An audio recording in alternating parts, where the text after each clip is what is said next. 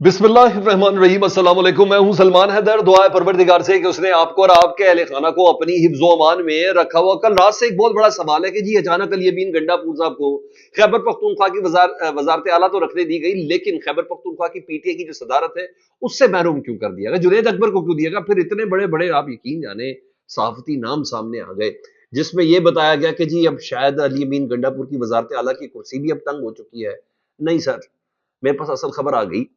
वो मैंने आपके साथ डिस्कस करी कि दरअसल अली अमीन गंडापुर साहब से सूबे की पीटीआई की सदारत क्यों ली गई है, इसकी बेसिक वजह क्या है। ये तमाम कनेक्टिविटी है जिसमें इमरान खान साहब का ट्विटर पे जो पैगाम है उसके साथ ये तमाम चीजें अटैच है। ये अटैच है फवाद चौधरी साहब से, ये अटैच है फवाद चौधरी साहब की मौलाना फजल रहमान साहब से मुलाकात से। मेरी फवाद चौधरी साहब से भी बात हुई है, उन्होंने भी मौलाना साहब के हवाले से कुछ बिल्कुल डिफरेंट खबर दी है, और अपोजिशन इत्तेहाद के हवाले से, खुशखबरियों के हवाले से कुछ और दीगर चीजें भी दी हैं। तो मैं आपके सामने वो तमाम चीजें क्लियर करता हूँ। फोन शोफा पे नहीं जाना, बात वही जो सॉलिड है और जो दिल को भी लगे। एक के बाद एक चीज आपके सामने रखता हूँ। सबसे पहले जी, मुज़ाकरात हो या बैकडोर राब्ते हों, ये तय है कि जो मजहमत है ना, वो पाकिस्तान तहरीक इंसाफ की न सरिश्त के अंदर अब शामिल हो गई है, क्योंकि पाकिस्तान तहरीक इंसाफ की मकबूलियत का आलम सिर्फ और सिर्फ इमरान खान साहब की एक मज़ाहमती किरदार और उनके मज़ाहमती निशान की वजह से है कि रेजिस्ट करना है। जो जितना बड़ा ताकतवर होगा उसको उतनी ही ताकत से रेजिस्ट करना है। शायद यही वजह कि अब उनकी ना, मुझे कहते हैं रगों के खून के अंदर चली गई है ना वो बात, और यही चीज है। और यही वजह कि इमरान खान साहब ना एंड टाइम पर, जी हाँ रियल टाइम पर, अपने खिलाड़ियों की पोजीशन भी चेंज कर रहे हैं, अपने खिलाड़ियों की फील्ड भी चेंज कर रहे हैं, और ताकि नई असाइनमेंट, नए लोगों को, नए जज्बे के साथ। पहली बात, इस बात को अपने जहन में रखना, इमरान खान साहब के जहन में यह कि नई असाइनमेंट, फ्रेश चेहरों के साथ जो बेताब हो उस असाइनमेंट के लिए, और नए जज्बे के साथ। समटाइम एक बंदा मुसलसल एक पोस्ट पर रह के ना थोड़ा सा सिंक हो जाता है, ये मोनोटोनस हो जाता है। आपने इस बात को ध्यान में रखना है।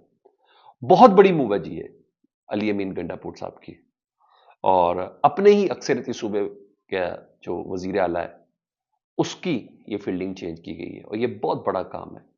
अली अमीन गंडापुर साहब की जगह जुनैद अकबर साहब को लाया गया है, जो वो जुनैद अकबर साहब जो बेताब थे अली अमीन गंडापुर साहब का किरदार अदा करने के लिए।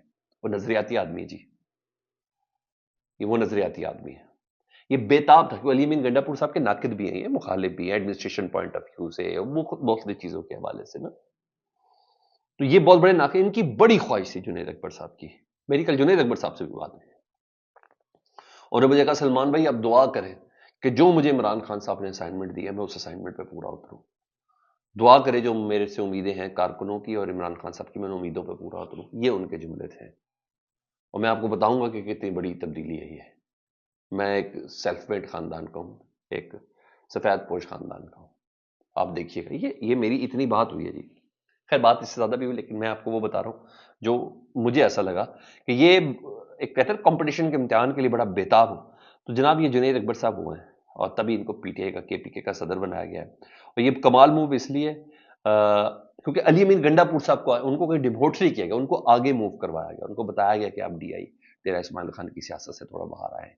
और हालिया दिनों में उन्होंने मौलाना फजल रहमान साहब से मुतालिक, अब मैं आपको वजह बता रहा हूँ, बहुत सख्त बातें की थी। मौलाना की क्या औकात है, फजल रहमान की क्या औकात है कि इमरान खान के कद का मुकाबला कर सके। ये बातें वो करते हैं ना, नहीं, कुछ चीजें मौके के हिसाब से चल रही होती है, हाँ उस पर ध्यान करना चाहिए।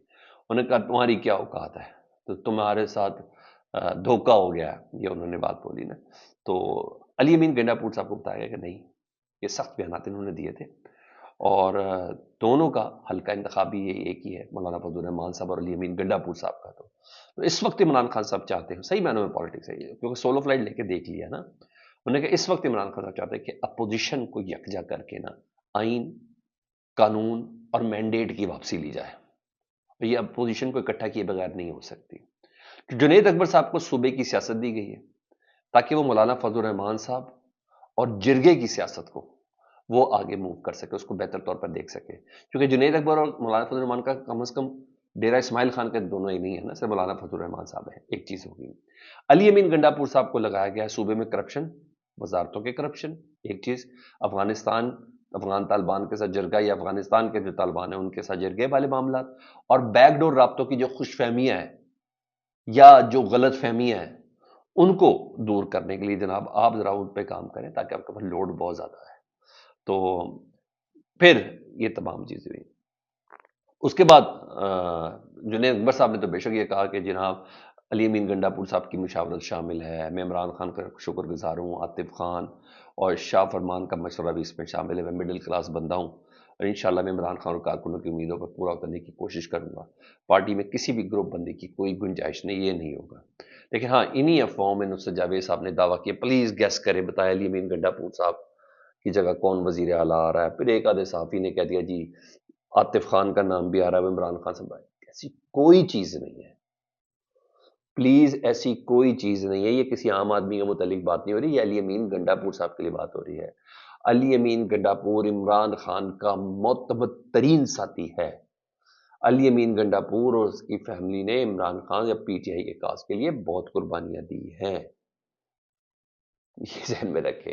ایسا ممکن ہی نہیں ہے، ایسی کوئی کنسیڈریشن ہی نہیں ہے. صرف اپوزیشن اتحاد کو ساتھ رکھنا ہے اور صوبے میں میں نے بولا نئے لوگ نیا جذبہ نہیں چیز. علی امین گنڈا پور صاحب صوبے کی سیاست کو دیکھتے ہوئے یعنی اپنی پارٹی سی ایم کی پوزیشن کو دیکھتے ہوئے علی امین گنڈا پور صاحب صوبے کی سیاست پہ وہ توجہ نہیں دے پا رہے تھے.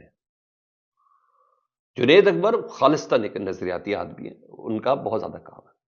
تو ابھی دیکھ لیجئے گا، باقی رہی صحیح کسر آپ کو نصرت جاوید صاحب کا دعویٰ یا کسی اور کا دعویٰ، آپ کو 8 فروری یوم سیاہ کا حکم ہے جی پورے پاکستان میں، اور مین اس کا ہب بننا ہے کے پی کے. وہ آپ کو پتہ چل جائے گا، بہت سی سوالوں کے جواب آ جائیں گے. ایسی کوئی بات کنسیڈریشن میں نہیں ہے، let it be clear fast. ادھر عمران خان صاحب نے چیف جسٹس اور آئینی بینچ کے سربراہ جسٹس امین الدین صاحب کو جو خط لکھا ہے نا، اس کے کچھ مزید مدرجات سامنے آئے ہیں جی عمران خان صاحب کے اس خط کے. 26 نومبر 9 مئی کے واقعات کے حوالے سے تصاویر اور ڈیٹے کے ساتھ انہوں نے کہا ہے کہ انویسٹیگیشن کی جائے. انہوں نے کہ لیں چیف جسٹس پاکستان، میں نے آپ کو ڈائریکٹ ہی خط لکھ دیا ہے، لیں آئینی بینچ کے سربراہ امین الدین صاحب، میں نے آپ کو ڈائریکٹ ہی کر دیا ہے. اور رہی بات 26ویں آئینی ترمیم کی، تو جسٹس منصور علی شاہ صاحب نے کل کے فنکشن میں کہہ دیا خطاب کرتے ہوئے. انہوں نے کہا 26ویں آئینی ترمیم یہ کیا بات ہوگی؟ انہوں نے کہ لانے کا مقصد تھا کہ سپریم کورٹ میں مقدمات کا بوجھ کم ہے. غلط بات ہے. 86% مقدمات تو لوور کورٹ میں ہے، سپریم کورٹ اور ہائی کورٹ میں تو صرف 14% مقدمات ہیں. یعنی ایسی کوئی چیز نہیں ہے جو ہمیں بنا کے بتا کے بیان کرنے کی کوشش کی گئی تھی. ادھر اڈیالہ جیل سے آفیشیل وہ چیز سامنے آئی سر، جو آفیشیل چیز سامنے آئی اس میں آپ سن لیں. وہ کیا چیز ہے جی؟ وہ آئی ہے عمران خان صاحب کے حوالے سے. انہوں نے عمران خان صاحب نے وہ جو رات میں ایکس پہ آتا ہے پورا، وہ سارا لب لباب جو ہم سارا دن پیسز میں کر رہے تھے وہ ذرا انہوں نے بولی ہے. انہوں نے کہا اردلی حکومت جوڈیشل کمیشن کے قیام سے مسلسل اس لیے بھاگ رہی ہے کیونکہ یہ جانتے ہیں کہ 9 مئی کا واقعہ خود اسٹیبلشمنٹ نے کروایا تھا. اسٹیبلشمنٹ نے خود آگ لگا کر، جملہ ہے سر، خود آگ لگا کر سی سی ٹی وی فوٹیج غائب کی، میرا عدالت سے اغوا کیا. اس لیے کیا گیا کیونکہ ان کو رد عمل کا اندازہ تھا اور عوام کے جذبات سے کھیل کر انہوں نے اپنا مقصد پورا کرنا تھا. ایک پرامن احتجاج کو اپنے بندے شامل کروا کے فالس فلیگ میں تبدیل کیا.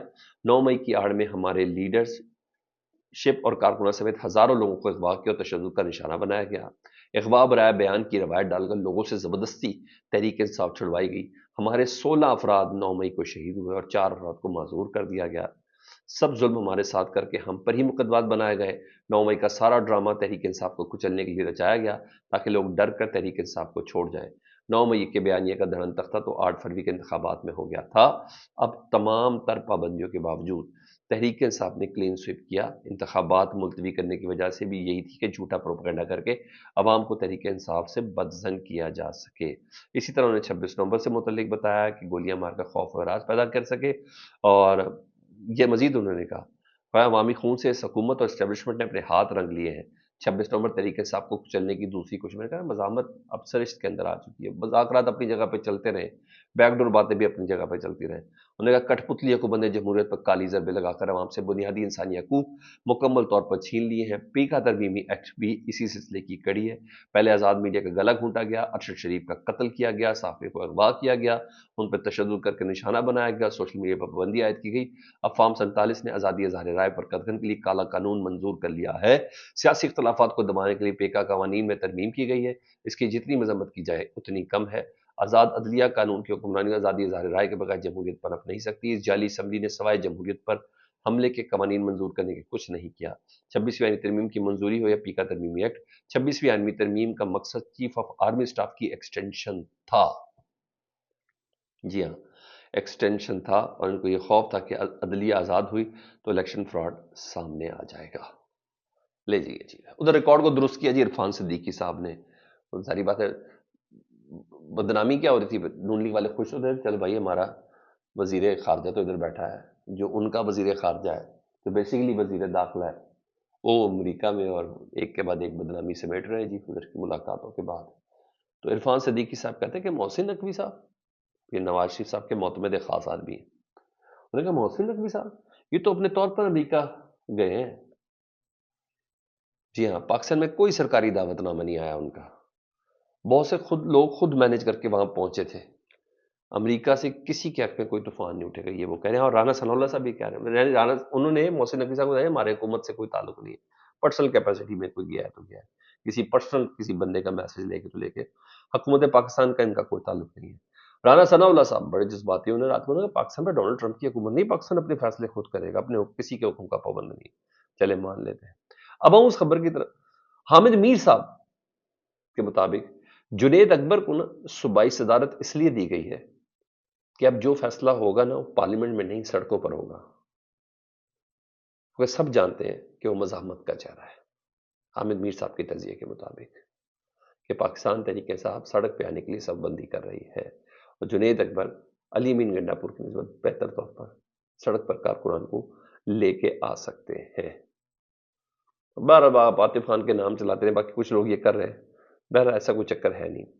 ہاں، فواد چودھری صاحب سے جب میری بات ہوئی تو میں نے ان سے پوچھا کہ میں آپ کی ملاقات عمران خان صاحب کا آپ نے پیغام بھی کل پہنچایا کہ بات ہوئی. انہوں نے کہا تمام اپوزیشن اتحاد کو، جس میں مولانا فضل الرحمان صاحب، محمود خانہ چکزئی صاحب اور دیگر لوگ جس میں شاہد خاقان عباسی وغیرہ بھی شامل ہیں، ان کو آپ لے کے چلیں، ان کے ساتھ کریں، اور 1 سے 2 ہفتے کے اندر اندر نا اسد کیسر صاحب کوئی جواب بھی دیں گے. تو میں نے ان سے پوچھا، میں نے کہا کہ آپ کی ملاقات مولانا فضل الرحمان سے اسی سلسلے میں؟ انہوں نے کہا جی ہاں اسی سلسلے میں ہوئی تھی. اعلامیہ ضرور جاری ہوا تھا کہ میں نے ان کا حال پوچھا، انہوں نے کہا اسی سلسلے میں ہوئی تھی، اور بہت جلد یہ خوشخبری ملے گی کہ مولانا فضل الرحمان صاحب اسپیشلی مینڈیٹ کی واپسی کے حوالے سے، 8 فروری کے الیکشن کے حوالے سے، اور یہ غیر آئینی حکومت کے حوالے سے وہ اپوزیشن کے پلیٹ فارم پر کھڑے ہوئے ہیں. یہ ان کا دعویٰ ہے فواد چودھری صاحب کا. لیٹس سی دیکھیں کیا ہوتا ہے. فیڈ بیک سے متعلق ضرور آگاہ کریں. اپنا بہت خیال رکھیں. اللہم صلی علی محمد و آل محمد.